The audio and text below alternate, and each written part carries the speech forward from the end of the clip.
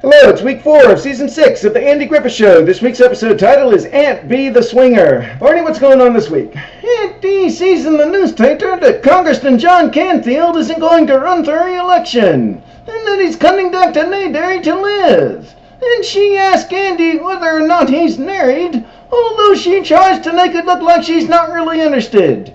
And Andy says no, he's not. And then when the congressman shows up in town, Aunt B and Helen see him from a distance, and they say he's very good looking. And Aunt B walks away like she's not really interested. Then Helen goes up to meet him, and then Andy goes to meet him, and he invites him over for supper that night at 6 o'clock.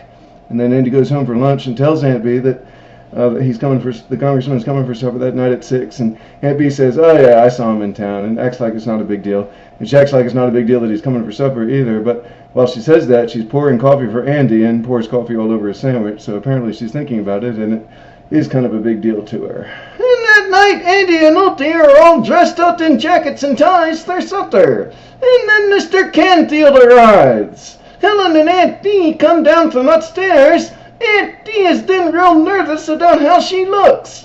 She shakes the congressman's hand, and he tells Andy, referring to her, that good looks certainly run in his family.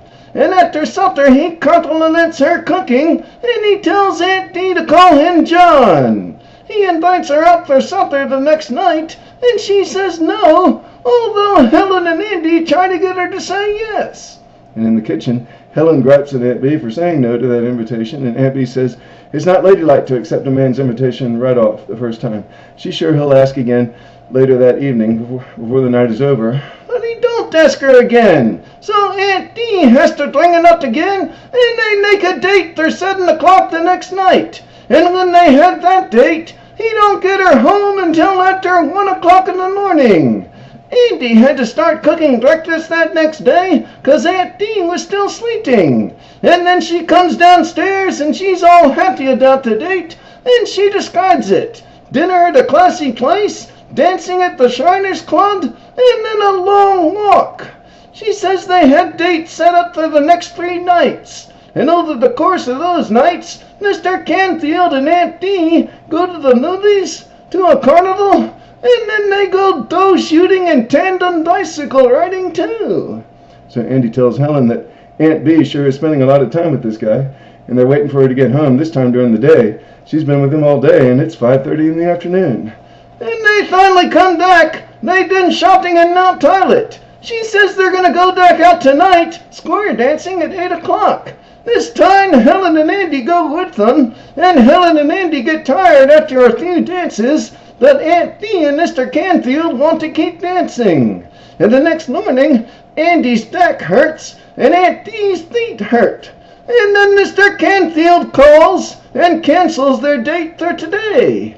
And Aunt B tells Andy that that's her fault. She was trying too hard to show Mr. Canfield that she could keep up with any of his lady friends in Washington. So Andy goes to see Mr. Canfield, who tells Andy that he just can't keep up with Aunt B. He'd like to keep seeing her, but a little bit more quietly and a little bit more slowly. And Andy says he'll talk to her and see if he can get her to slow down. It seems to Andy like both she and Mr. Canfield want the same thing, so he says it might work out. And that night they all enjoy a quiet evening on the front porch. And after a while, Aunt B and Mr. Canfield fall asleep. We'll see you next week for episode 5.